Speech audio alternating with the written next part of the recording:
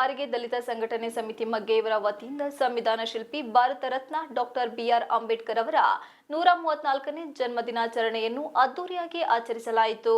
ಕಾರ್ಯಕ್ರಮವನ್ನು ದಲಿತ ಸಂಘಟನೆಯ ಸಮಿತಿ ಜಿಲ್ಲಾಧ್ಯಕ್ಷ ಚೇತನ್ ಹಾಗೂ ತಾಲೂಕು ಅಧ್ಯಕ್ಷ ಅಶೋಕ್, ಕಾರ್ಯದರ್ಶಿ ಸಂತೋಷ್ ಅಂಬೇಡ್ಕರ್ ಅವರ ಭಾವಚಿತ್ರಕ್ಕೆ ಪುಷ್ಪಾರ್ಚನೆ ಮಾಡುವ ಮೂಲಕ ಚಾಲನೆ ನೀಡಿದರು.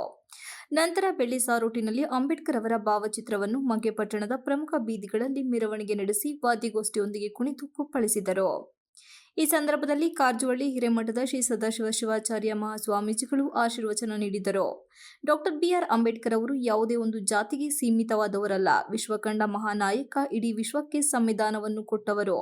ವಿದ್ಯಾವಂತರಾಗಿ, ಸಂಘಟಿತರಾಗಿ ಮತ್ತು ಉತ್ತೇಜಿತರಾಗಿ ಎಂಬ ತಮ್ಮ ಸಂದೇಶದಿಂದ ಆರಂಭವಾಗಿ ಪ್ರಜೆಗಳು ತಾವು ಏನೆಲ್ಲ ಸ್ವತಂತ್ರವನ್ನು ಪಡೆದಿರಬೇಕು, ಹೇಗೆ ಗೌರವಿಸಬೇಕು, ಹೇಗೆ ಬಳಸಿಕೊಳ್ಳಬೇಕು, ಎಲ್ಲಿಯವರೆಗೆ ಬಳಸಿಕೊಳ್ಳಬೇಕು ಎಂಬುದವರೆಗೆ ಬೃಹತ್ ಸಂವಿಧಾನವನ್ನು ಎಲ್ಲರಿಗೂ ಸಮಾನವಾಗಿ ಅನ್ವಯವಾಗುವಂತೆ ದೇಶದ ಪ್ರತಿಯೊಬ್ಬರ ಪಾಲಿಗೆ ಪವಿತ್ರ ಗ್ರಂಥವಾದ ಸಂವಿಧಾನವನ್ನು ನೀಡಿದ ಹಿಂದಿನ ದೊಡ್ಡ ಶಕ್ತಿ ಇವರು.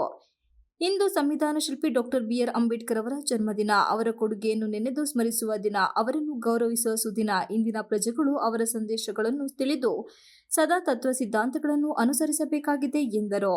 ದಲಿತ ಸಂಘಟನಾ ಸಮಿತಿ ಜಿಲ್ಲಾಧ್ಯಕ್ಷ ಚೇತನ್ ಶಾಂತಿಗ್ರಾಮ ಮಾತನಾಡಿ, ಡಾಕ್ಟರ್ ಬಿಆರ್ ಅಂಬೇಡ್ಕರ್ ಅವರ ಬದುಕು, ಜೀವನ ಶೈಲಿ, ಅವರ ಕೊಡುಗೆಗಳು ಎಲ್ಲರಿಗೂ ಸ್ಫೂರ್ತಿ. ಅವರ ಕೊಡುಗೆ ಭಾರತ ಜನತೆಯ ಒಂದು ರೀತಿ ಜೀವನಾಡಿ ಇದ್ದಂತೆ. ಅವರ ಬೃಹತ್ ಮತ್ತು ಸೂಕ್ಷ್ಮ ಕೊಡುಗೆಗಳಿಂದಲೇ ಇಂದು ದೇಶದ ಎಲ್ಲ ಜನತೆಗೆ ಸಮಾನತೆ, ಹಕ್ಕು, ಕರ್ತವ್ಯ, ಪ್ರಗತಿಯ ಕನಸು ಎಲ್ಲವೂ ಸುಲಭ ಹಾಗೂ ಸುಗಮವಾಗಿರುವುದು ಎಂದು ತಿಳಿಸಿದರು. ಚೇತನ್ ಅಹಿಂಸಾ ಮಾತನಾಡಿ, ನಾಡು ಕಂಡ ಮೇರು ನಟ, ನಮ್ಮ ಹೆಮ್ಮೆಯ ಸಂವಿಧಾನ ಶಿಲ್ಪಿಯು ಎಲ್ಲರ ಜೀವನಕ್ಕೆ ಆದರ್ಶ ಹಾಗೂ ಮಾರ್ಗ. ಬಾಬಾ ಸಾಹೇಬರ ಚಿಂತನೆಗಳು ಇಂದಿಗೂ ಸ್ಮರಣಾರ್ಥ. ಜಾಗತಿಕ ಮಟ್ಟದಲ್ಲಿ ಗುರುತಿಸಿಕೊಂಡಿರುವ ಅಂಬೇಡ್ಕರ್ ಅವರು ವಿಶ್ವಜ್ಞಾನದ ಸಂಕೇತವಾಗಿದ್ದಾರೆ ಎಂದರು. ದಲಿತ ಸಂಘಟನಾ ಸಮಿತಿ ತಾಲೂಕು ಅಧ್ಯಕ್ಷ ಅಶೋಕ್ ನವಿಲಹಳ್ಳಿ ಮಾತನಾಡಿ, ಮೊಟ್ಟಮೊದಲ ಬಾರಿಗೆ ಮಗ್ಗೆ ಗ್ರಾಮದಲ್ಲಿ ಅದ್ದೂರಿಯಾಗಿ ಅಂಬೇಡ್ಕರ್ ಜಯಂತಿ ಮಾಡಿರುವುದು ಹೆಮ್ಮೆಯ ವಿಷಯವಾಗಿದೆ. ನಮ್ಮ ಸಂಘಟನೆಯ ಮೂಲ ಉದ್ದೇಶ ಮಕ್ಕಳು ಕೂಡ ಬಾಬಾ ಸಾಹೇಬರಂತೆ ದೊಡ್ಡ ವ್ಯಕ್ತಿಗಳಾಗಿ ಬೆಳೆಯಬೇಕೆಂಬುದು ನಮ್ಮೆಲ್ಲರ ಆಶಯ. ಅಂಬೇಡ್ಕರ್ ಅವರ ಆಶಯದಂತೆ ಅಂಬೇಡ್ಕರ್ ಅವರು ಪುಸ್ತಕ ಪ್ರೇಮಿಯಾಗಿದ್ದರು. ಅದಕ್ಕಾಗಿಯೇ ಕಾರ್ಯಕ್ರಮದಲ್ಲಿ ಬಡ ವಿದ್ಯಾವಂತ ಮಕ್ಕಳಿಗೆ ಉಚಿತ ನೋಟ್ಬುಕ್ ವಿತರಣೆ ಹಾಗೂ ವಿವಿಧ ಕ್ಷೇತ್ರಗಳಲ್ಲಿ ಸಾಧನೆ ಮಾಡಿದ ವಿದ್ಯಾರ್ಥಿಗಳು ಗುರುತಿಸಿ ಸನ್ಮಾನಿಸಿ ಗೌರವ ನೀಡಿ ಅವರಂತೆ ಇವರು ಕೂಡ ಇನ್ನು ಉನ್ನತ ಮಟ್ಟಕ್ಕೆ ತಮ್ಮ ಜೀವನ ರೂಪಿಸಿಕೊಳ್ಳಬೇಕೆಂದು ತಮ್ಮ ಅಭಿಲಾಷೆಯನ್ನು ವ್ಯಕ್ತಪಡಿಸಿದರು. ನಮಗೆ ಶತ್ರು ಇರುವುದು ಈ ಅನ್ಯಾಯ ಮತ್ತು ಅಸಮಾನತೆಯ ವ್ಯವಸ್ಥೆ. ಈ ವ್ಯವಸ್ಥೆನೇ ಅನ್ಯಾಯವಾಗಿದೆ. ಈ ವ್ಯವಸ್ಥೆಯಲ್ಲಿ ಯಾರ್ಯಾರು ಪ್ರಬಲರೋ ಒಂದು ಜಾತಿನಲ್ಲಿ, ಲಿಂಗದಲ್ಲಿ, ವರ್ಗದಲ್ಲಿ, ಕುಟುಂಬದಲ್ಲಿ, ಭಾಷೆಯಲ್ಲಿ ಅವರೇ ಆಳ್ತಾ ಇದ್ದಾರೆ. ಅವ್ರ ಸುತ್ತಮುತ್ತ ಅವ್ರ ಪರವಾಗಿ ಆಳ್ತಾ ಇದ್ದಾರೆ. ಬೇರೆ ಎಲ್ಲರಿಗೂ ಬೇರೆ ಬೇರೆ ಹಂತಕ್ಕೆ ಅನ್ಯಾಯ ಆಗ್ತಾ ಇದೆ. ಆ ವ್ಯವಸ್ಥೆನ ಸರಿಪಡಿಸೋದು ನಮಗೆ ಬಾಬಾ ಸಾಹೇಬ್ ತೋರಿಸಿದರೆ ನಾವು ವೈಜ್ಞಾನಿಕವಾಗಿ ಆಲೋಚನೆ ಮಾಡೋದು ಬಹಳ ಮುಖ್ಯ.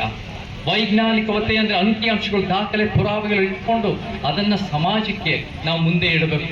ಈ ಚರ್ಚೆಗಳು ನಡೀತಾ ಇದೆ. ನಮ್ಗೆ ಯಾವ ಮೂಢನಂಬಿಕೆ, ಮ್ಯಾಜಿಕ್ ಇಂದ ನಮ್ಗೆ ಯಾವುದೇ ಕಾರ್ಯಕ್ರಮಗಳಿದ್ರೂ ಕೂಡ ತಾವು ಅವರ ಮಾರ್ಗದರ್ಶನದಲ್ಲಿ ನಾವು ನಡಿಕೊಳ್ತಾ ಅವ್ರು ಬಂದಿದ್ದಕ್ಕೆ ನಾವು ಖುಷಿಯನ್ನು ವ್ಯಕ್ತಪಡಿಸ್ತಾ ಅವ್ರನ್ನ ತುಂಬ ಹೃದಯದಿಂದ ನಾವು ಸ್ವಾಗತವನ್ನು ಕೋರ್ತಾ ಇಡೀ ನಮ್ಮ ಭೀಮ ಬಂಧುಗಳಿಗೆ, ಜಿಲ್ಲೆಯ ಭೀಮ ಬಂಧುಗಳಿಗೆ ಈ ವಿಶೇಷ ಸಂದರ್ಭದಲ್ಲಿ ನಾನು ಧನ್ಯವಾದಗಳನ್ನ ಹೇಳ್ತೀನಿ. Thank you. ನಮ್ಮ ವೇದಿಕೆಯಲ್ಲಿದ್ದಾರೆ ಅನ್ನೋದು ಹೇಳೋದಕ್ಕೆ ನಮಗೊಂದು ದೊಡ್ಡ ಖುಷಿಯಾಗುತ್ತೆ.